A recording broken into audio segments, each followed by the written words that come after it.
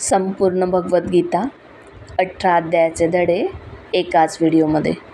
प्रत्येक अध्यायातून काय शिकावे? धडा पहिला. निर्णय घेता येत नाही. अर्जुनासारखा गोंधळ तुमच्यातही आहे. तुमच्यासोबत कधी असं होतं का की काय बरोबर आणि काय चूक हे समजतच नाही? कुरुक्षेत्राच्या रणांगणात अर्जुन उभा असताना समोर त्यांचे स्वतःचे लोक, गुरु, नातेवाईक, मित्रमंडळी, आणि त्या क्षणी त्यांचं मन डगमगलं. त्यांनी धनुष्य खाली ठेवलं आणि श्रीकृष्णाला म्हणाले, मी लढू शकत नाही, मला काहीच समजत नाही. आपणही अनेकदा अशाच परिस्थितीत अडकतो. करिअर, रिलेशनशिप्स, डिसिजन, मन गोंधळलेलं असतं आणि आपण काहीच करू शकत नाही.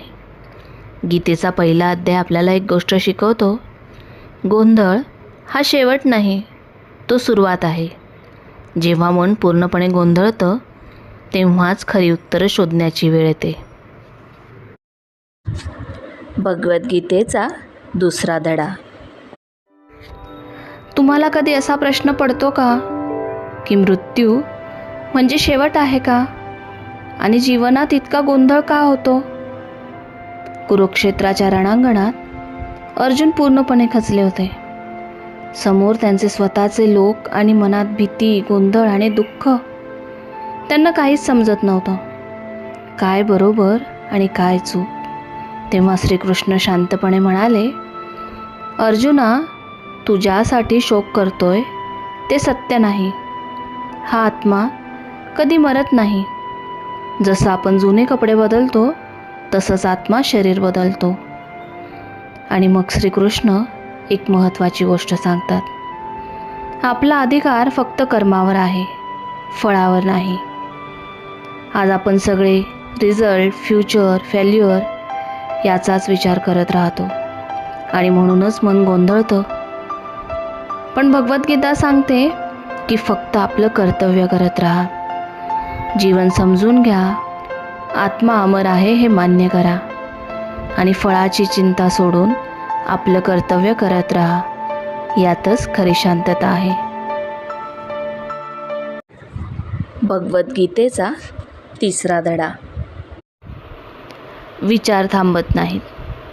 कामाला कधी सुरुवात करणार? आपण खूप विचार करतो पण ॲक्शन घेत नाही. असं होतं का? कधी वाटतं उद्यापासून सुरू करेन, पण तो उद्या कधीच येत नाही. अर्जुनालाही असंच वाटत होतं. तो विचारात अडकला होता. तेव्हा श्रीकृष्ण त्यांना सांगतात, फक्त विचार करून काहीच होणार नाही. जीवनात पुढे जायचं असेल तर कृती करावी लागेल. आपल्याला कर्म करण्याचा अधिकार आहे, पण फळावर नाही. श्रीकृष्ण सांगतात, आपलं कर्तव्य टाळू नका, कारण काहीच न करणं हे सुद्धा चुकीचं आहे. आज आपण ओव्हर थिंकिंगमध्ये अडकतो. फिअर, डाऊट्स, परफेक्शन यामुळे सुरूच करत नाही.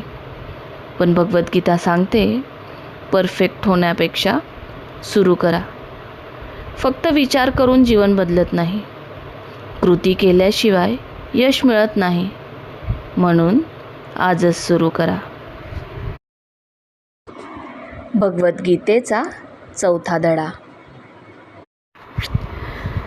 तुम्ही काम करता, पण योग्य ज्ञानाने करता का? की फक्त इतरांना बघून आंधळेपणाने करत राहता?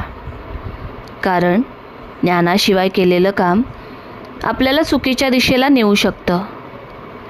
अर्जुन आता सज्ज झाले होते, पण त्यांच्या मनात एक नवीन प्रश्न होता, योग्य काय आहे? तेव्हा श्रीकृष्ण त्यांना एक महत्त्वाची गोष्ट समजवतात. या जगात सर्वात पवित्र आणि महत्त्वाची गोष्ट म्हणजे ज्ञान. ज्ञानाशिवाय केलेलं काम आपल्याला फक्त व्यस्त ठेवतं, पण पुढे नेत नाही. फक्त काम करणं पुरेसं नाही. योग्य समजून, योग्य पद्धतीने केलेलं कामच आपल्याला यशाकडे नेतं. ज्याला कामाचा खरा अर्थ समजतो तोच खऱ्या अर्थाने पुढे जातो. आणि हे ज्ञान मिळवण्यासाठी आपल्याला नम्र राहावं लागतं. ज्यांना जास्त माहिती आहे त्यांच्याकडून शिकण्याची तयारी ठेवावी लागते.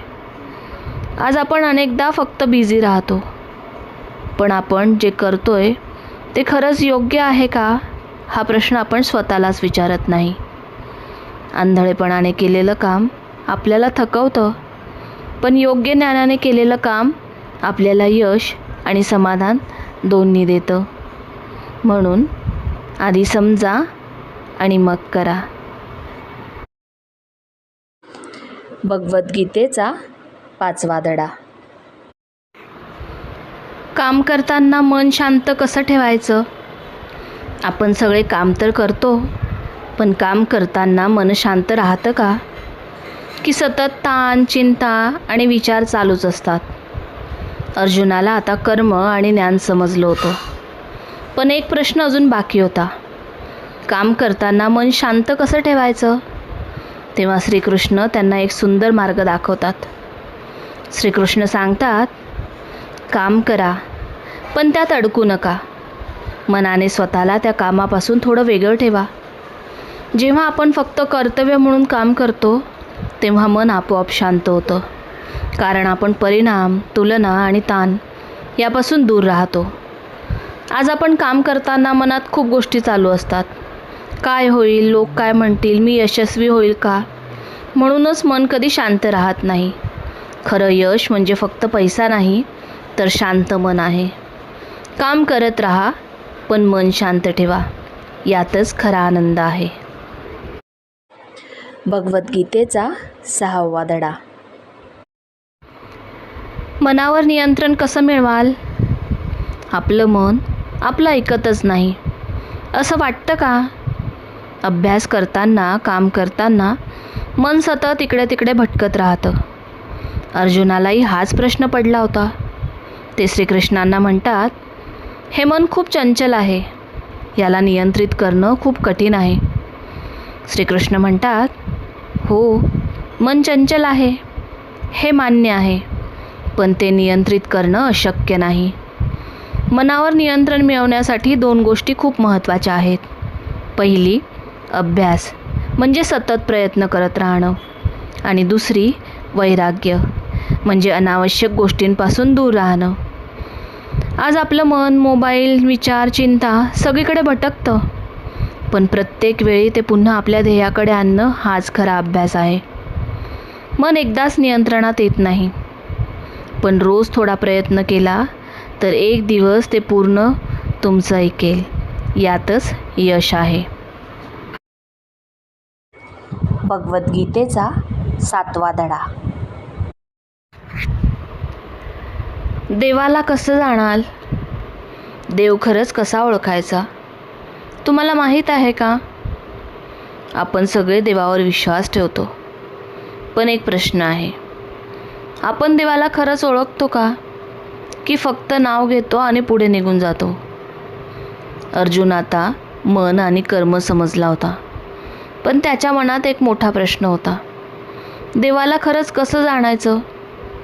तेव्हा श्रीकृष्ण त्याला एक खोल सत्य सांगतात. श्रीकृष्ण सांगतात, फक्त श्रद्धा असणं पुरेसं नाही, पण श्रद्धा नसली तर पुढे जाणंच शक्य नाही. देवाला जाणण्यासाठी समजही तितकीच महत्त्वाची आहे. जेव्हा श्रद्धा आणि समज एकत्र येतात, तेव्हाच पूर्ण ज्ञान मिळतं. आज अनेक लोक देवावर विश्वास ठेवतात, पण का ठेवतात हेच माहीत नसतं.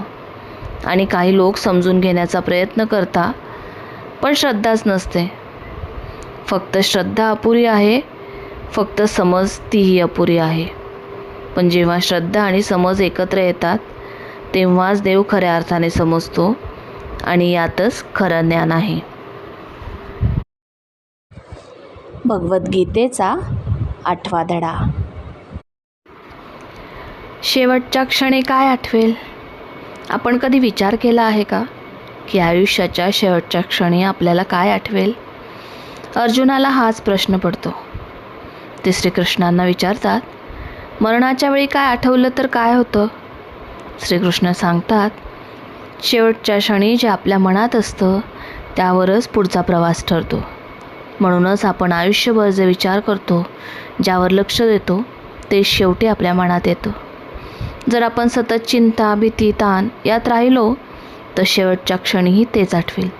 पण जर आपण शांतता, श्रद्धा आणि देव यावर लक्ष दिलं तर शेवटही शांत होतो.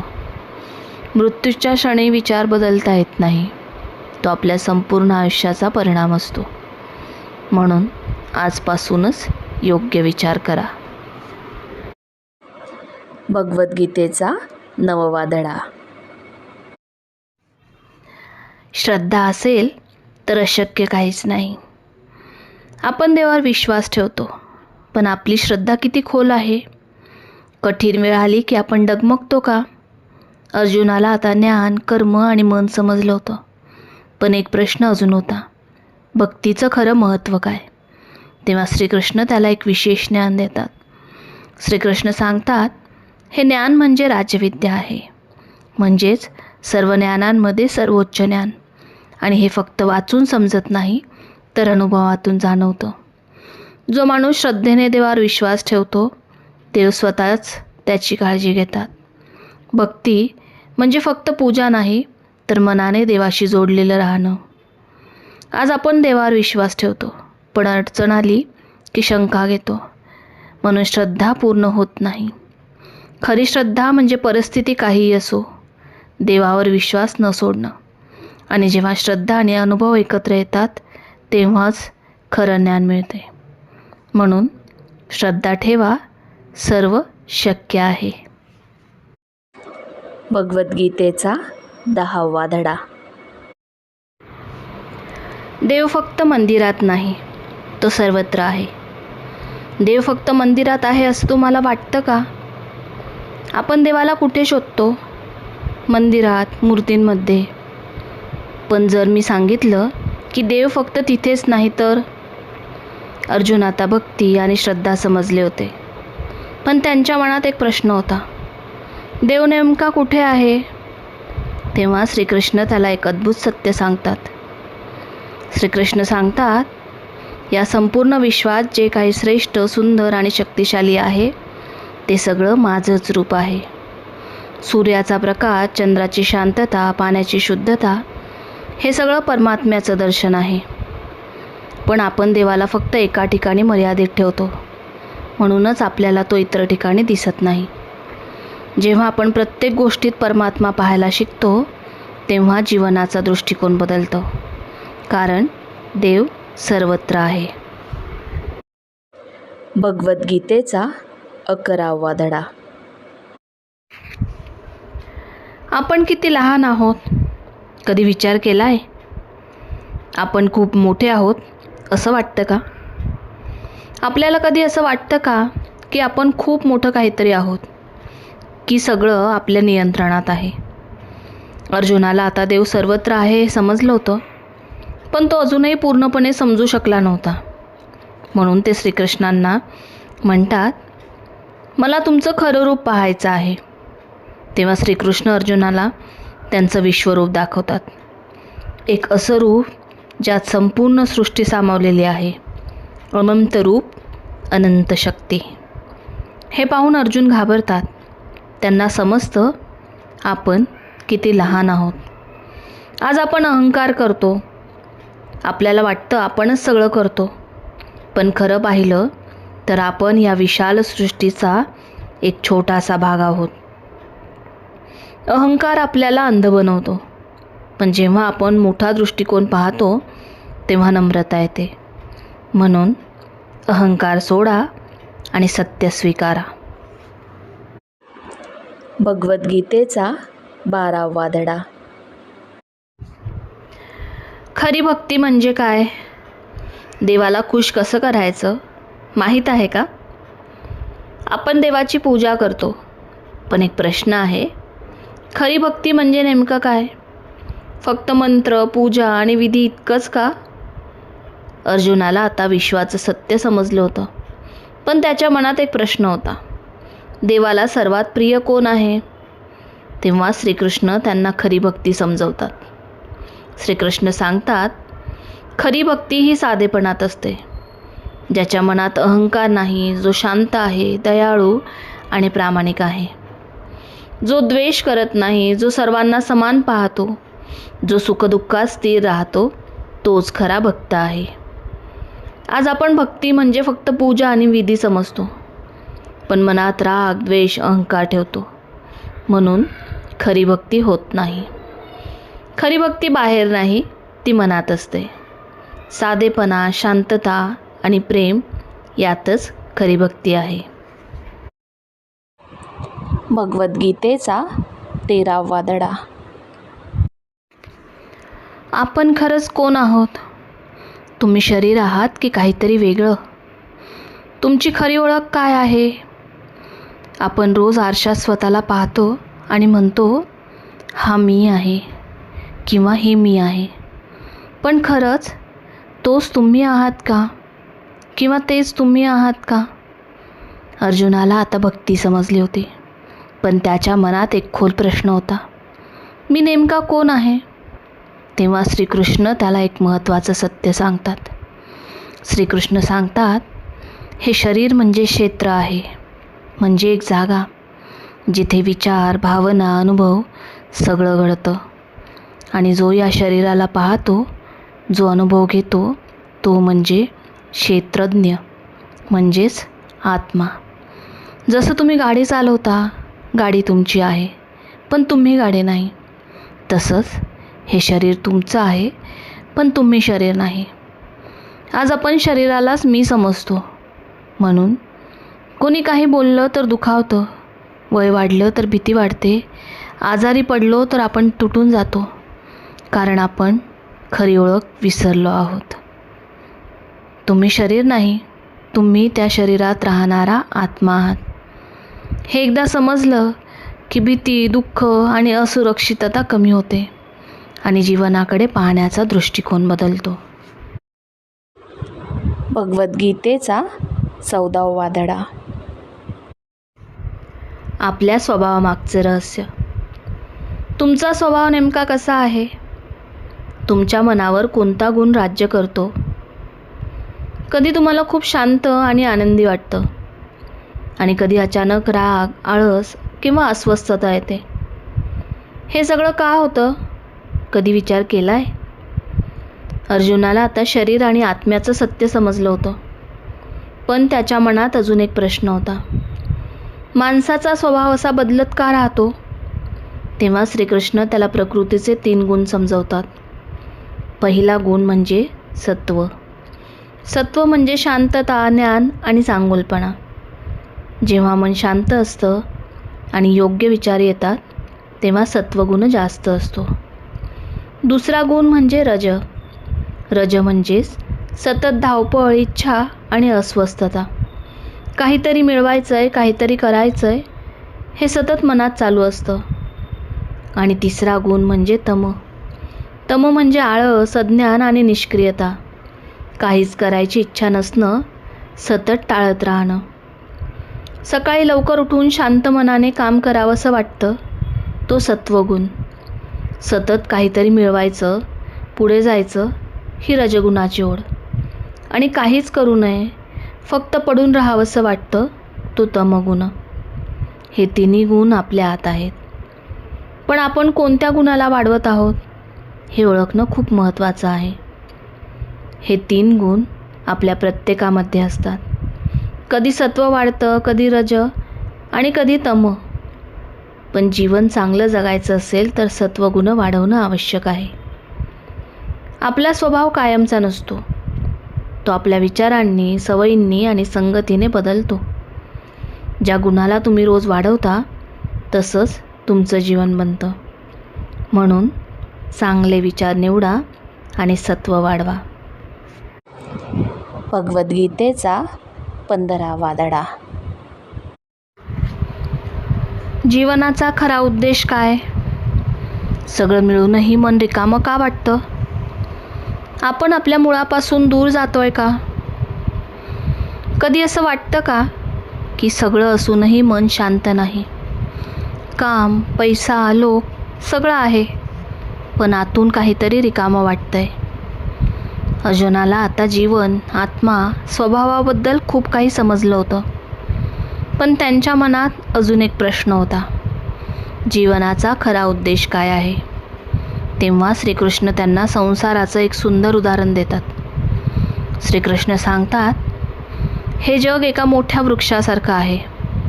ज्यांच्या फांद्या सतत पसरत राहतात, पण त्या वृक्षाचं खरं सामर्थ्य त्यांच्या मुळांमध्ये असतं.